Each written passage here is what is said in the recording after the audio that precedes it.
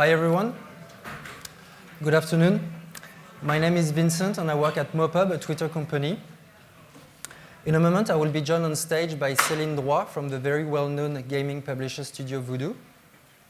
And we're going to discuss the current state of the mobile gaming industry and more specifically focusing on the hyper-casual phenomenon.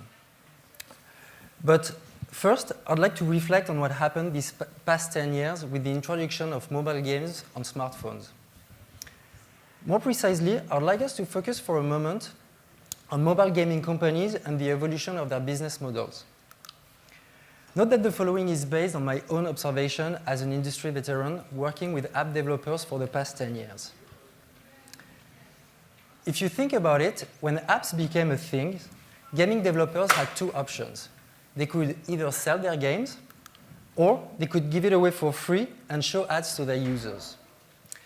But in order to drive further adoptions to their games, because let's face it, people don't like to pay for stuff, a lot of app developers decided to make their game free and started relying on in-app purchases instead. But in the meantime, rewarded video emerged as a new popular ad format, which enabled those app developers relying on in-app purchases to finally being able to monetize their non-paying users. All along those years, mobile app developers relying exclusively on ads had been sporadically dominating the top of the charts with one-hit wonder before returning to anonymity. Think about a game like Flappy Bird, for instance. These past 2 years, though, more and more developers relying on ads made their way to the top of the charts. And companies like Voodoo managed to solidly anchor their position at the top. So now, let's try to understand what has changed over these past 10 years and enabled hyper-casual gaming publishers to finally being able to dominate the top of the chart.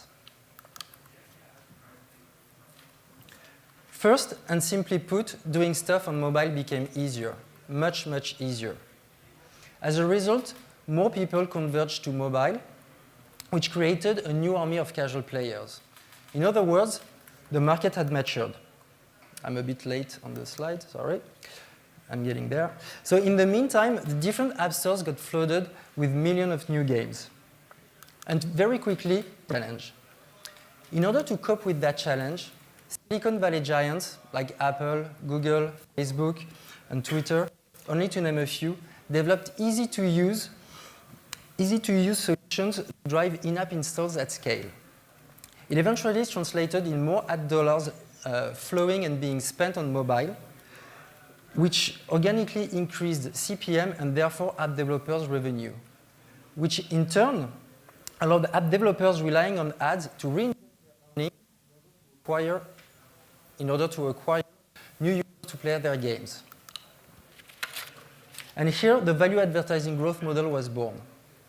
So, without further ado, let's find out what ingredients you need to build, launch, and monetize a successful hyper-casual title in 2019. And there's no better way to do so to hear it directly from the industry leader. So now I'd like to welcome on stage Céline from Voodoo to join me.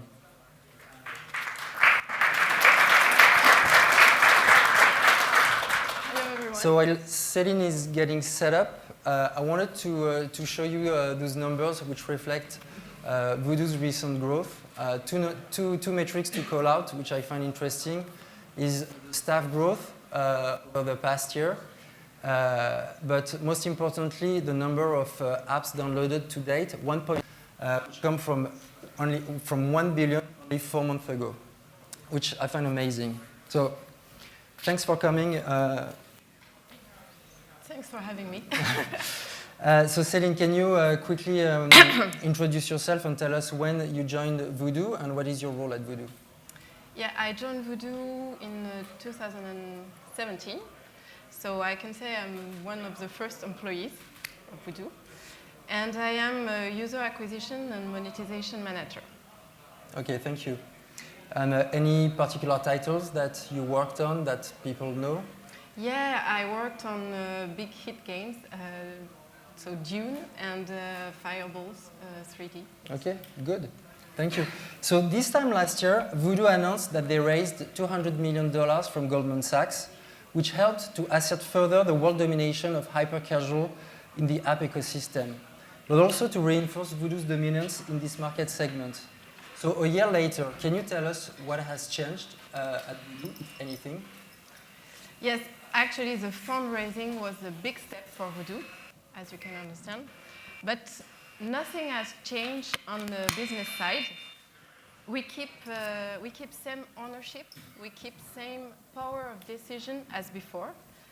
Our main goal is to be as efficient as possible. To reach that goal, a lot of change happened in 1 year. And mainly the automation of all the non-added value tasks to be able to focus really on the main valuable topics, such as, for example, looking for performant new networks on very specific top geos, for example. And we also have now a lab section in order to explore other areas than hyper-casual gaming. The common thread being that we keep same model of acquisition and monetization across all our apps. Okay, thank you, Céline. So as mentioned during the introduction, Voodoo's revenue stream relies exclusively on advertising. So, but without revealing your magic recipe, could you tell us a bit more about your overall monetization strategy and how do you optimize for maximum yields from ads? Yeah, for the moment we work on 3 formats, so banner, full screen and rewarded video. And for each format we encourage maximum competition between all networks. But for a network to be deployed on all our games, it will go through a test phase. So what we require from an ad network is to have, of course, a good traffic in our top geos, rates at different level of ECPMs, the ability to set multiple floors, good quality of ads, of course, and a good response time, to avoid any latency. Mm-hmm. But one thing we noticed is that the most performant networks are the ones who are able to perform on both acquisition and monetization. Can you give us some example? Yes, such as Applovin, Iron Source, Tapjoy, Unity Ads, Fungal. Okay. Anything else to add? No? Not on that topic. All right. So, as an industry, as a monetization expert, do you feel there's anything missing on the monetization front that would help you to do your job better and more efficiently? Yes, obviously, header bidding will change the game on the monetization front. It will allow a better access to ad inventory, having all the advertising bidding at the same level. And I'm thinking particularly to the premium ad inventory. It will also give a better efficiency for auction. It will reduce the latency and increase the revenue for the publisher.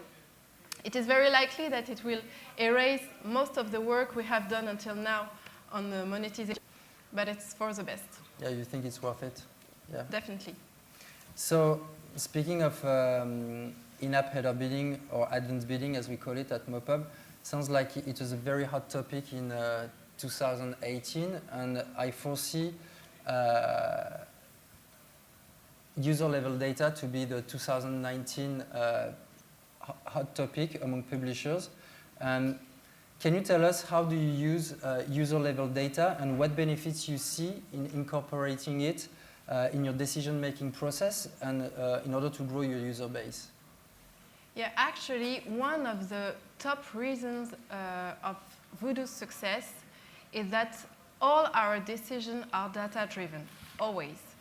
So definitely, user-level data is the key to optimizing correctly our campaigns from an ROI point of view.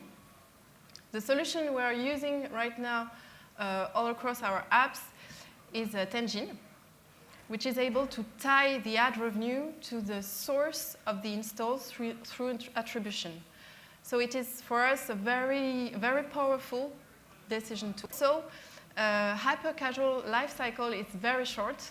So we need to have very accurate short-term data to be able to make our decision. So Tengin is able to provide us that. Okay, thank you. So we just touched on monetization and now user acquisition.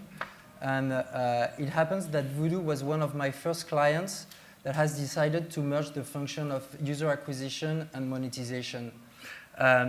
Can you tell us about how it benefited the company to move faster?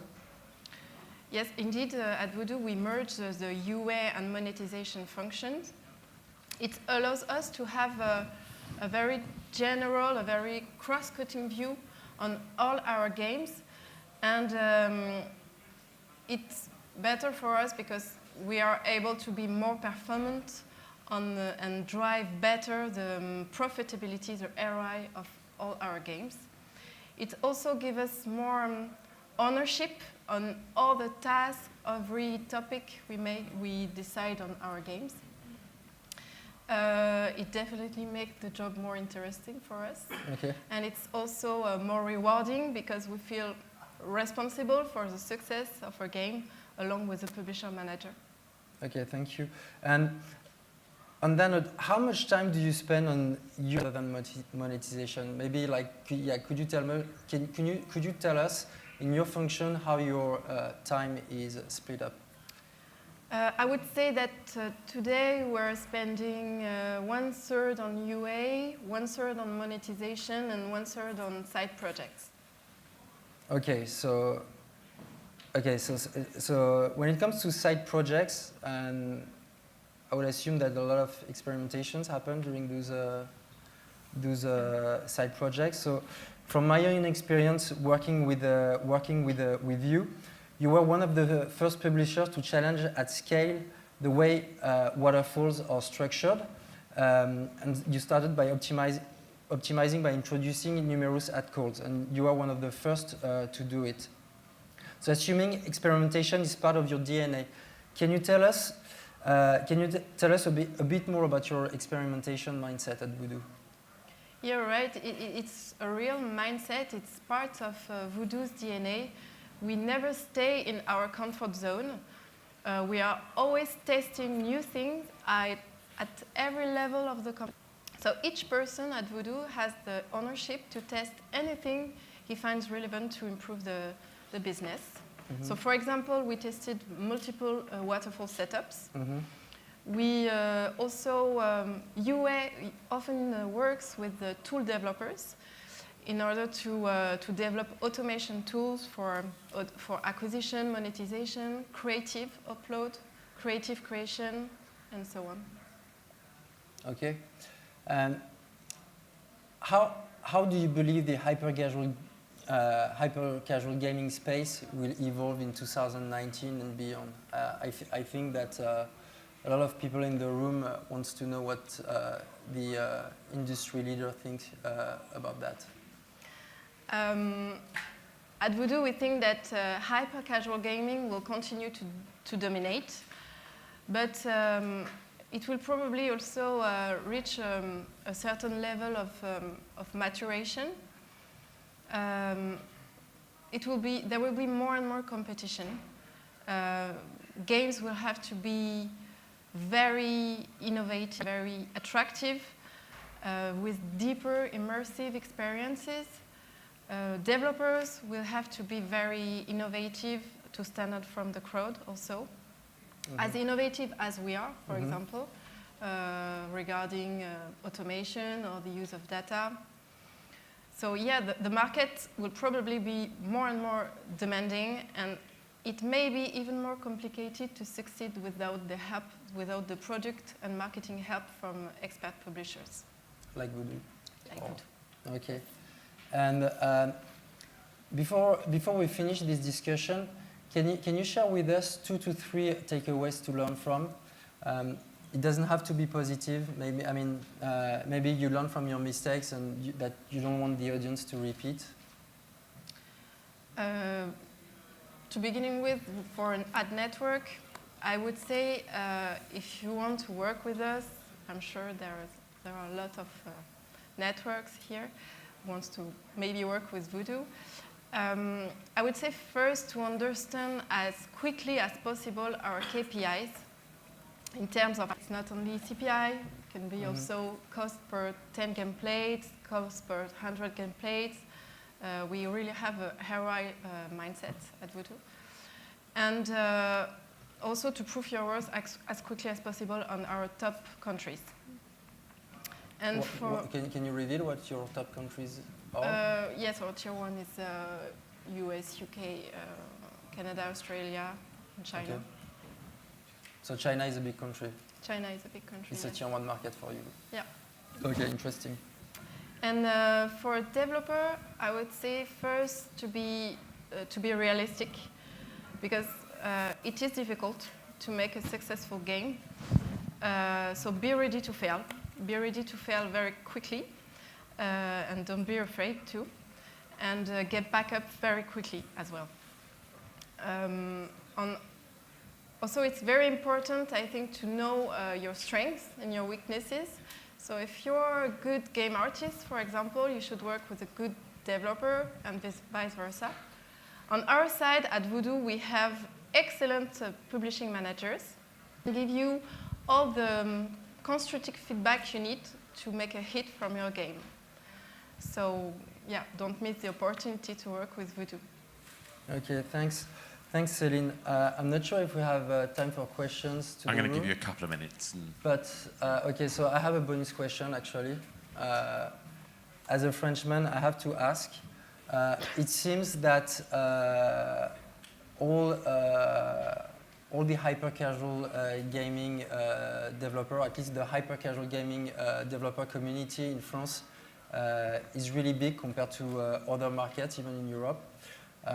Do you have any explanations around that? You mean there is a specific I don't know, regional characteristic here? I mean, you tell me. Yeah, it's a fact that actually France is one of the biggest countries in terms of technology investments. French market is very favorable to innovation. It's very favorable to the creation, development of startups. We also have a strong video game trade association, which is quite powerful in France and help game company to grow. So does Voodoo work with the association? We are in contact with them often. Okay.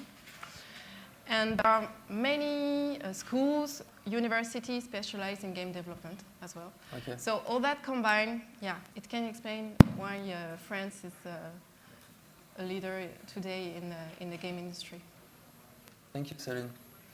You guys also have, I think, quite an okay tax break. The UK one has a slightly better one, but I think you guys do have a longer tradition of having, tax support from government. I think I'm thinking right. So, yeah. So I think that just says how important it is that we as an industry are backed by our various governments, which is maybe something that's undervalued.